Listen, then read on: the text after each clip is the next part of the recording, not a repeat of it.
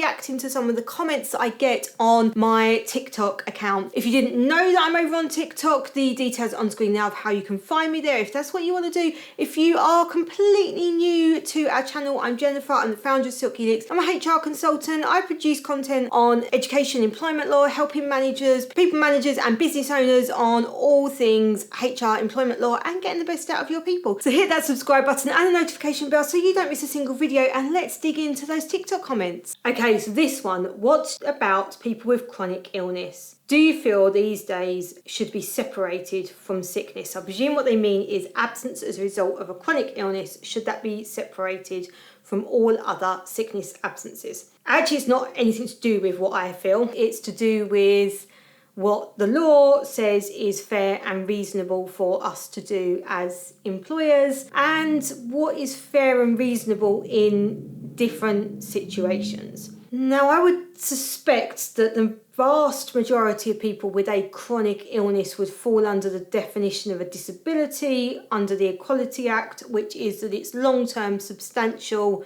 impact on everyday life, which means that they are entitled to reasonable adjustments, and that reasonable adjustments absolutely should be made to enable them to be at work. And actually the Equality Act doesn't just apply to work situations. It's about levelling the playing field across, it's about not discriminating, and applies to delivery of goods and services and all sorts of other things as well. However, right, so when this comes to dealing with sickness absence, should we be separating out those days? What does it mean to separate them out, I think, is another important part to this. So absolutely, we should be defining the reasons for an absence.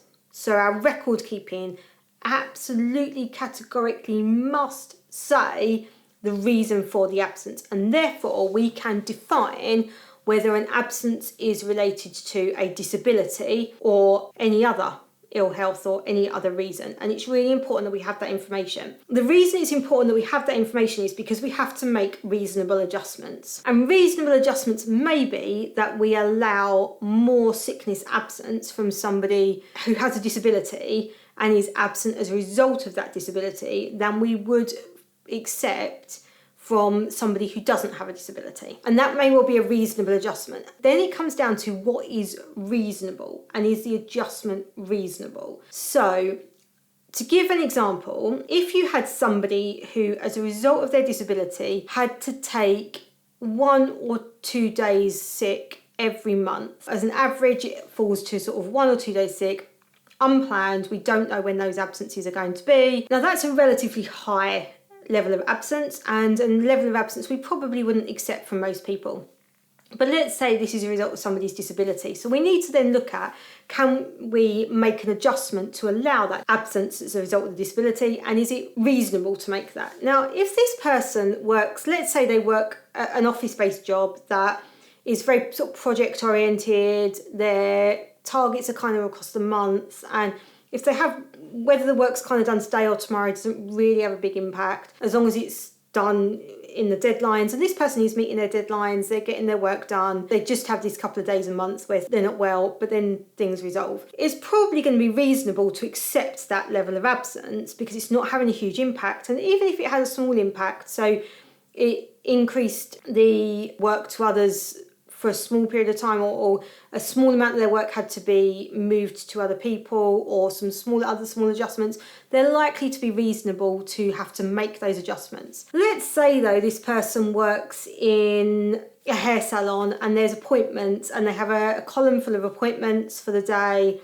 and every time that they call in sick, then those customers have to be contacted, the appointments have to be cancelled, because they're everyone's full, there's no one to move them to. And because appointments tend to get filled up in advance, it's really hard then to give the customer options about where their appointment can be moved to. Customers are clearly disappointed because they were wanting their hair done today. And yes, there will always be situations where customers are disappointed and because people are sick, because we're all human, that's what happens. But if this is happening on a regular basis, then you may start to find that your customers go elsewhere, that your customers don't want to book in with this individual, that the customers want something that's more reliable, and therefore the impact on the business is much larger, and it may not be reasonable to allow that impact on the business.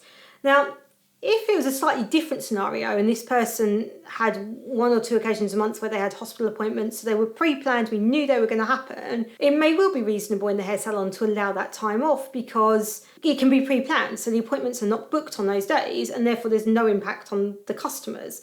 So it does come down, and they're really simple examples on actually what's a complex situation. And as you say, chronic illness is not a nice thing for anyone to be going through. It's going to have a big impact on their lives, but it does come down to that reasonable adjustments piece. So looking at, is it reasonable to allow this level of absence and can we accommodate it? So absolutely we should be recording it. We should know the reason for an absence. It's why, again, communication is so important.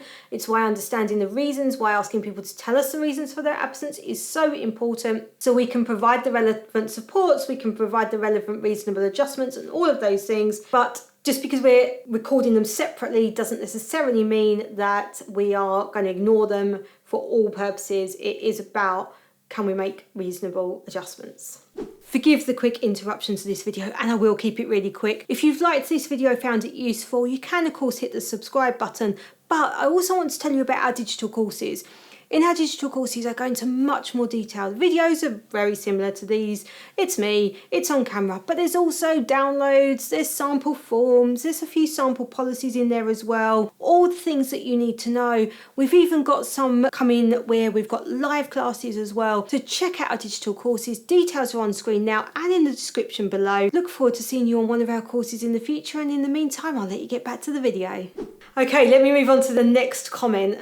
This one's about holiday. It was on a video I did around holiday policies, and it says, sorry, but if I'm booking holiday, I'm telling you I'm taking a holiday, not asking. HR's role is there to make sure that managers in the business understand what they can and can't do in terms of employment law. And that would include having holiday policies that fit the needs of the business. So no, an employee cannot just say, I'm taking this holiday. Now, I've had people say a holiday is a right. It is a right. An employee has got a statutory right to 5.6 weeks of holiday. That is absolutely correct, but that does not mean that they have carte blanche right to take that holiday whenever they want to take it. The employer absolutely has the right to have a policy that defines when, how holiday can be taken, how many people can take it at any one time. The holiday can be declined if too many people have taken the holiday, or the holiday is going to have a negative impact on the business. Yeah, if you just take your holiday and you get told no and you say, well, I'm taking it anyway, then that's going to be a disciplinary issue, possibly even a gross misconduct one. So yeah, employers, you do have the ability to state. Now, clearly we should be stating in advance. People should know what the rules are. We shouldn't be suddenly putting a rule in that wasn't there before. We should be treating everybody fairly, absolutely. But no, again, this is weighing up the needs of both. So yes, holiday is an entitlement. It's also a statutory right. We should be making sure people can take that holiday, making sure people get the rest that they want and need. But the business may have to have rules around when and how that can be taken. And then people can decide whether or not they want to work within those rules or whether they want to find another employer. If you're still watching at this point, thank you for watching. Check out these videos, hit that subscribe button, and I'll see you next week.